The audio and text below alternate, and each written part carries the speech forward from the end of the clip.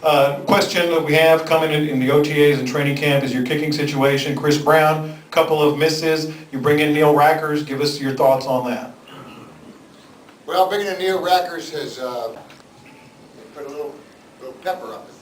You know? Yes, we know. Okay. I think it put a spark into him.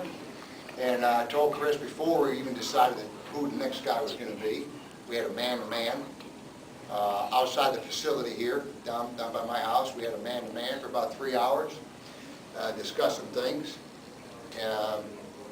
Told him we're going to bring somebody in that's going to challenge it. You're not going to get handed a job. You got to earn it.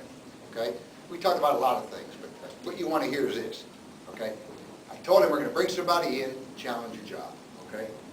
It's going to be the best free agent, maybe the top college guy when I start looking at college guys. Okay. It could be a guy like Mike Vanderjagt, somebody that's well known. I don't know who it's going to be yet.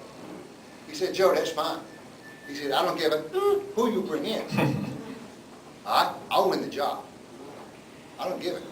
I really don't. Bring anybody in. He said, bring back Morton Anderson if you want. I'll win the job. So right now, he has a good mindset, okay? He has a good mindset here. We charge, kicks twice a week. Neil had a hamstring, doing the striding and the conditioning and whatnot. He pulled a hamstring a little bit, so he didn't kick till today. We got a new goal post out there. You guys familiar with arena ball? Mm-hmm. Yeah. We got arena ball goal post. Okay? They're 9 feet wide. Wow. All right. So we went out and made some goal posts that are 9 feet wide. Chris today was 15 for 17 on that. Neil Rackers was 15 for 16. And the 2 misses that Chris had would have been good in a regulation goal post. They tell me now, hey man, look at that big goal post. It's like a piece of cake. So I've done some things to try to help him. And it's going to be interesting. It really is. Because both guys are good kickers, good guys, good workers. You may not know this, but I'll give you a little bit more insight here. I think it was 2005, 2006. Neil Rackers was 40 for 42. All right? 40 for 42. Kicked the most field goals, had the highest percentage, put his shoes in the Hall of Fame. All right? So he's a good kicker. He's a good guy. He's a good player. Chris is a good kicker. Okay? He'd be the first one to say, hey, yeah, I didn't have a good year. He's not the first kicker not to have a good year. All right, questions? Right there, sir. Best player on the team? The whole team or special teams? The whole team? Hey, you got to go with Andre Johnson, man. Right? I bet John was catching punts today, man. He's an emergency guy. Right here. How do you coach the catching of the ball for the young guys coming out of college, running before they catch it?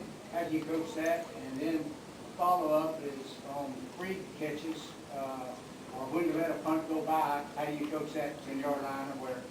Got the point? Yeah. To teach a guy to catch a punt, I had to train several guys, okay? One was Mel Gray, never caught punts in his life. Worked, okay, worked. You take 2 towels, roll them up, so they're, they're like this. Tape them up, okay? Put them under your arm, right here. And just have them throw the ball up or shoot a jugs gun and have them turn, and catch the ball like this. You train them to keep their elbows in, okay? Because now if you don't catch that ball cleanly and your elbows are in, it'll bounce around on this basket and you can salvage that catch. The problem with guys not catching balls is they get like this. Their elbows get away from their body and the ball slips through. But that's like any pass, any deep pass. Thumbs in, elbows in. Low ball, thumbs in, elbows in. Not like this. All right? Because if you catch it clean, that's great. If you don't catch it clean, it acts like a little bread basket, and you get like a double catch. Can everybody hear Coach all right when he doesn't have the mic back there? Okay, just making sure. Another question right here. Hold on, we got the other question at the 10-yard line. Oh, yeah. All right? Simple. Put your heels on the 10 or the 9. And if you got to step back, the answer is no. The answer is no. Okay? And then the other deal in the field of play, all right, the ball's caught and you're running and there's guys coming and the guy's peeking and he has some indecision. Should I, shouldn't I? You tell them, should I, shouldn't I? What's the answer? You shouldn't. Any indecision, any doubt is going to lead to potential catastrophe. All right, sir. Yeah, two questions. That Turk, your punter, does he wear hockey goalie pads, hockey shoulder pads? And the second question is, can you tell us your background, how you got into? All right, does Matt Turk, he wears small shoulder pads, he wants to know if he's wearing hockey shoulder pads, and your abbreviated background in 100 words or less. Okay, you got the shoulder pads, they got Hutch on there. He's got the underpads, doesn't You he? know what the Hutch pads are? Yeah, Yeah, cardboard. yeah, they're called Hutch. The ones you get at Walmart for your kid. Now, Matt, we got tape of Matt going down there and pushing guys in the back and pushing guys in the back and jumping on piles. I mean, reality, he can't crush a potato chip. My background is real brief. I was a scholarship player at Temple University, went to school there. A guy named Joe Klecko, shortened my career, okay? Shortened a lot of people's careers, Joe Klecko. And coached my senior year in college, still in a scholarship, helped coach the freshmen. Knew I wanted to get in coaching. Went off and coached, high school. Moved back to Villanova. They dropped football at Temple. I was fortunate to coach at Penn State with Joe Paterno. Jumped in the USFL with Jim Mora. The USFL, I had a team here with Jim Kelly, the Gamblers and all that. And then rode his coattails in New Orleans for 10 years. With Jim Mora, 6 years with Tony Dungy, and been here since the start of the team. And I don't regret a step. Before we get to the next question, something you said just reminded me. On TV, we all see the camera goes to the special teams coach. When something goes wrong. Well, no, but... yes, but it also goes to the coach because they are always the most animated, excitable. I mean, if you can just discuss, that is an integral part of special teams, isn't it? It's emotions. Yeah. I mean, it's emotions. You can't, hey, guy, come on, let's run fast. Let's go cover a kickoff, all right?